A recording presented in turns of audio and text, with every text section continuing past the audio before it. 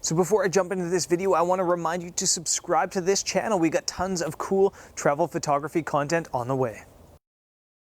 What's up? I'm Brendan Vanson of Brendan'sAdventures.com, and this is an episode of Getting the Shot here in White Sands, New Mexico. So as usual on an episode of Getting the Shot, I'm going to take you through the process of getting an image at a certain location around the world. And right now we're at White Sands National Monument in New Mexico, and it's absolutely lovely. It is spectacular here, but it's a little bit of a difficult place to photograph, if I'm being honest. It's just a vastness of white, and it's hard to capture the bigness of this place. So we're going to try to find some location that really captures the essence of white sand and brings out that awe-inspiringness that you see with your eyes that's hard to catch on a camera.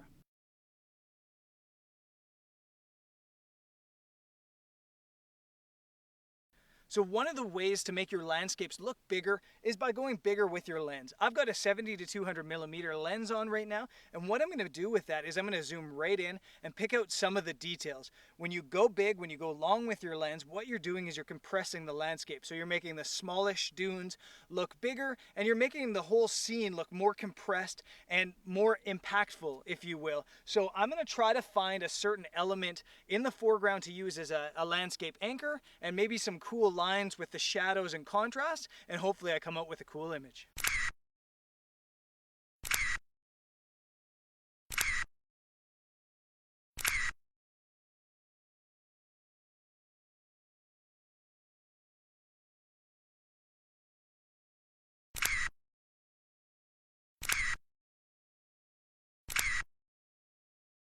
So White Sands is a little bit of a difficult place to photograph, but it's absolutely stunning. And even if you don't get the images that you want, it's still a beautiful place to be. I think we got what we wanted here though, so it's time to head to the digital darkroom. As usual on an episode of Getting the Shot, I'm going to take you through that process, so let's head over to Lightroom.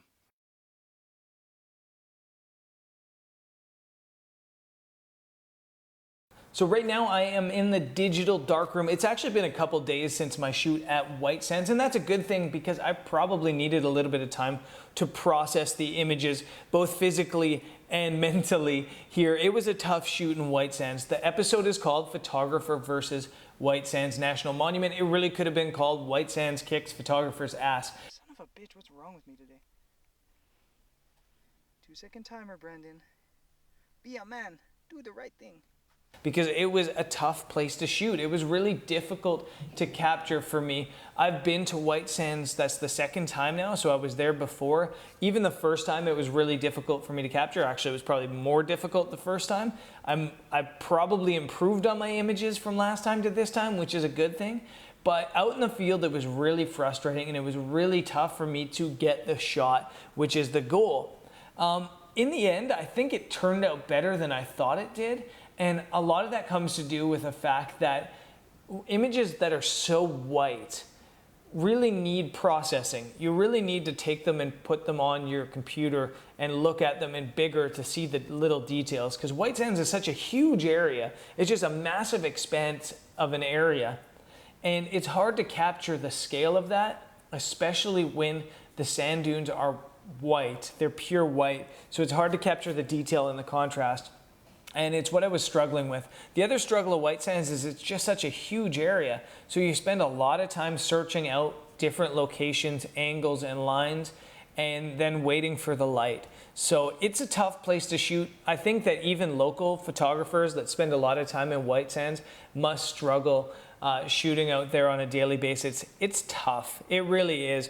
But in the end, I think I got a couple images that I'm happy with, and I'm going to take you now through a couple of these images and show you them, and I might even show you a couple of the images, how I edited them to bring them to a point that I was happy with. And I'll just discuss things as we go along. So over here, we have White Sands, and you can see it's all these tall sand dunes. You got these cool ripples in the sand, and I was trying to capture some of those details to make up for the fact that it was really hard for me to capture the dunes. I was looking for a plant. In landscape photography, you look for something in a foreground. We call it an anchor, an image anchor. And that anchor is supposed to be what holds your photo together. It's placed in the front of the image and it leads into the rest of the photo. Without it, it's just a giant photo of sand.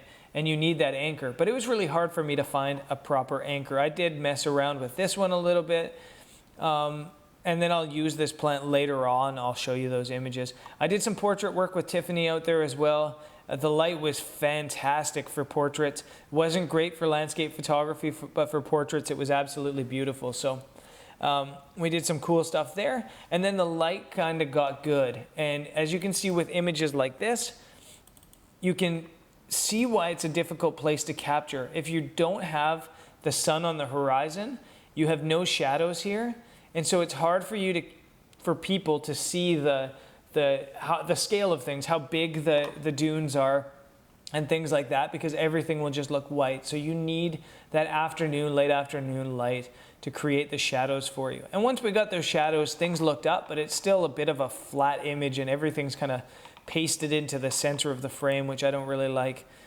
So we moved along. I was really frustrated when trying to shoot this scene here in particular because it looked beautiful to the eyes. Again, this is all on the 70 to 200 millimeter I'm shooting here at 200 millimeters, so it's way zoomed in so I can try to get that scale. If you shoot super wide, you just see a thin line on the horizon rather than the details, the compressed details. Again, we have the sun on the horizon, so you're starting to see some contrast in the details of things, but it's really difficult place to shoot. I keep saying that. But yeah, so then I found there was a group of photographers up on the hill, or up on the dune. They were doing a workshop, and they turned out to be the perfect subject. They don't look like photographers in this image. I had a couple people mention this, and it's kind of what I was going for. They look like samurais or some sort of military out on a journey. These look like swords and daggers and things like that. And that's what I was hoping to exude with this image. I was hoping to make it look like a bunch of people on a journey, on an epic journey through the dunes. And it does work in so many ways. You've got these different layers of light, and I absolutely love that fact. Now, I'm not going to take you through the edit of this image because it's pretty simple, but I will take you over to the develop module to show you what I did. But it's just a black and white image, and I really focused on the contrast of things. So I'll reset things just so you can see what it looked like at the start. That's what it looks like, completely unedited, straight out of the camera. And then with the black and white edit, it goes to this. And so I've just really brought out the contrast. I've got the contrast up, the highlights up, shadows down, whites up, blacks are even. And that's pretty much all I did, except for add some clarity to really bring an edge to the image. So fairly simple edit there to black and white. Let's go on now to some of these other images, to the color images.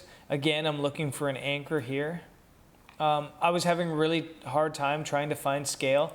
I even tried to put myself in an image, but I lost the light. So the light's good, but there's no contrast because the sun's below the horizon now, so I have no contrast to show any scale. It just looks like a blob of white here. So I struggled a lot. You can see the exact same problem here. No shadows means you've got no scale. You can't see the lines. It's all just white.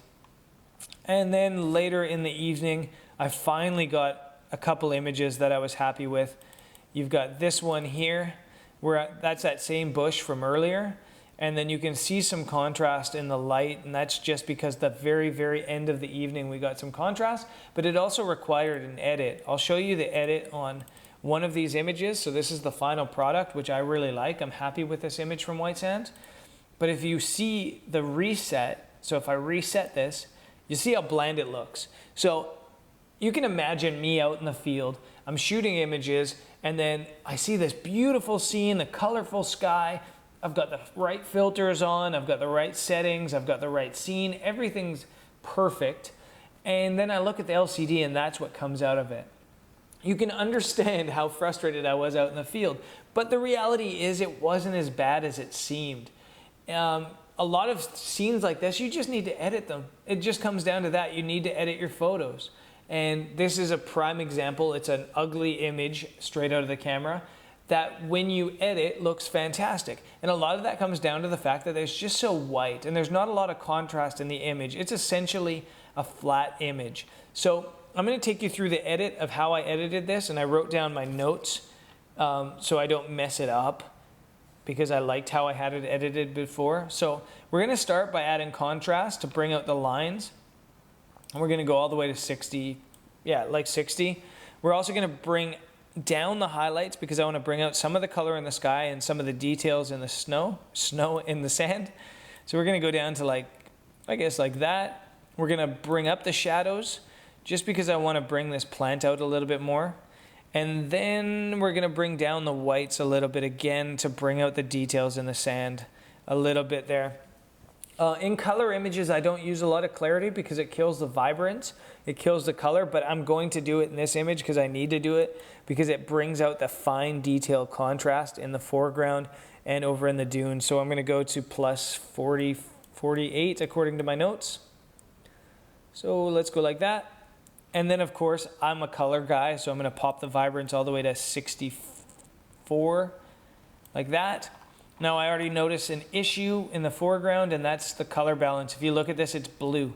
It's cool blue. So we're going to use a grad filter for the horizon like this.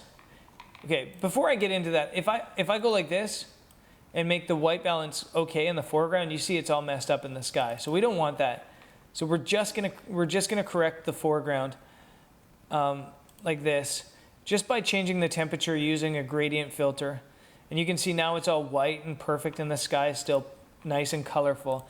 I'm also going to add an opposite filter to the sky to add some saturation just to make it even more blue. I'm actually going to add a purplish to the sky as well. And then I'm going to drop the exposure just by a touch to really bring out the sky. And just maybe something a little bit more like that, and we're done, and we've got a finished image. So again, people, don't delete your images on the back of the camera. They might look terrible. They probably just need a bit of an edit. And even if they are terrible, take them home and look at them on the big screen too. You've got a computer screen this size. You can see the fine details. You can see if it's sharp. You can't do that stuff on the back of the camera. So don't delete your stuff in camera, or you might come away with nothing when you actually had a couple images that weren't just savable, but were actually good images even in camera that just needed a little bit of an edit. Anyways, that's it for the show today. The White Sands National Monument is a very difficult place to photograph and a frustrating place to photograph, but I'm so stoked about the challenge. Landscape photography, nature photography can get a little bit dull, to be honest. It's not like sports photography or action photography or wildlife photography that there's always something new and exciting and there's always some quick moment you're trying to capture. It's all about the light. It's all about trying to find the location. It can get a little bit frustrating and a little bit dull at times. So I'm always glad for a challenge like White Sands. I've been there twice now. I would totally go back a third time and hopefully improve again on my images from the previous times. So that's it again.